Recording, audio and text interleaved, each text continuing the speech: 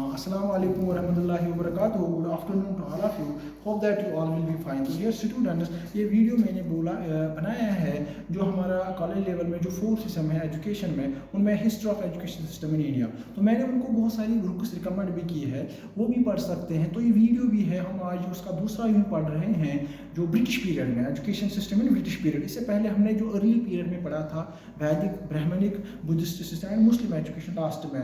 तो ये था एंशियंट इंडिया में ऐसे एजुकेशन सिस्टम स्टार्ट हुए, चाहे वैदिक में गुरुकुल सिस्टम था, ब्राह्मणिक में भी था, फिर जो बुद्धिस्ट में मोनेस्ट्रीज का सिस्टम आ गया, और इस तरह से इस्लामिक जो मुस्लिम एजुकेशन आया उसमें जो आप मकतब से मदरसे आए, तो ऐसे ऐसे कंसेप्ट वो हमने सारा पढ़ा। अब जो शिफ्ट हुआ है जो ब्रिटिश पीरियड में क्या कैसा है, उसमें जब मकाउलीज मिनट आया था 1835 में, दूसरा कमीशन आया था उसमें that is called Wood's dispatch 1854 में। इसी तरह से फिर वो शिफ्ट हुआ और भी। तो इसमें हम ये कहना चाहते हैं कि ये जो आज का जो हमने टॉपिक पढ़ा है आपको अवेलेबल भी हमारे यूट्यूब चैनल में है, मगर ये शॉर्ट वीडियो मैंने बनाया है कि ब्रिटिश जब ये आया था मकाउली मिनट, एक्चुअली ये 10 जून 1834 में by the invitation of the जो उस वक्त जो गवर्नर था Lord William Bentinck, on the basis of उसकी कहने पर वो इंडिया आया मकाउली। तो उसने फिर यहाँ पर जब देखा to the effect that after the differing all civil and military expenses as sum of not less than 1 lakh of rupee in each year shall be set apart and applied to the revival,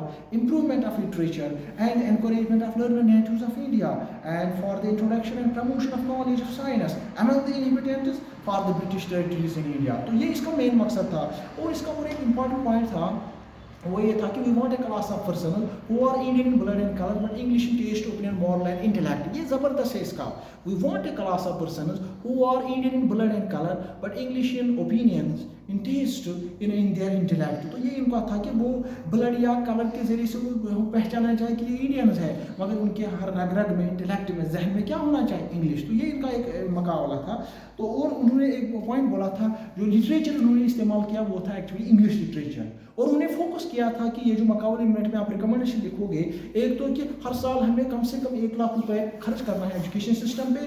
दूसरा point उन्होंने बोला था कि हमें literature पढ़ाना है, मगर ये अरबिक, पर्शियन एंड संस्कृत नहीं है, ये होना चाहिए था इंग्लिश लिटरेचर।